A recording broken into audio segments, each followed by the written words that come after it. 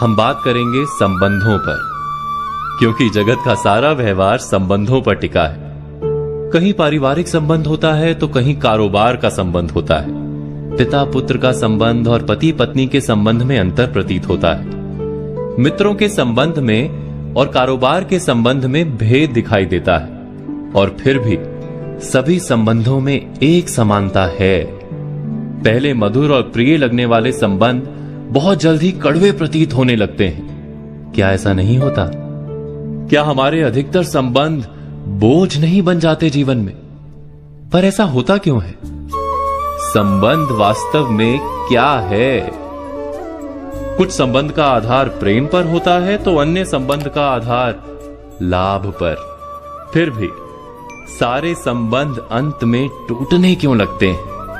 एक व्यक्ति जब दूसरे से बंध जाता है तो उसे बंधन कहते हैं, किंतु दो व्यक्ति जब एक दूसरे से बंधे होते हैं तो उसे संबंध कहते हैं। सम अर्थात समान, और बंध अर्थात बंधन। घोड़े और उसके सवार के बीच संबंध नहीं, वहां केवल घोड़ा बंधन में है, सवार मुक्त है। संबंध में दो व्यक्ति एक ही प्रकार से बंधे होते हैं, अर्थात प्रत्येक संबंध में दोनों व्यक्ति कुछ प्राप्त करते हैं। पिता यदि पुत्र को परवरिश देता है तो पुत्र भी पिता को प्रेम और गर्व देता है। बड़े होकर वही पुत्र यदि पिता को संभालता है तो बदले में वृद्ध पिता मार्गदर्शन देता है। ऐसा ही प्रत्येक संबंध में होता है ना। आदान यानी प्राप्त करना और प्रदान यानी देना। ऐसे आदान प्रदान की असमानता दिखाई दे तो वो भ्रम है। वास्तव में जहां असमानता नहीं होती वहीं संबंध होता है, और संबंध में कड़वाहट का कारण भी उसी से समझ में आ जाता है। जब भी दो में से कोई एक व्यक्ति अपने प्रदान का महत्व अधिक मानने लगता है तो संबंध कच्चा हो जाता है।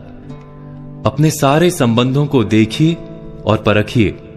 यदि कड़वाहट है तो अवश्य आप पाएंगे कि आपका अपना अहंकार बढ़ गया है। जब भी संबंध में किसी एक का अहंकार बढ़ जाता है तो वो संबंध दूसरे के लिए बोझ बन जाता है।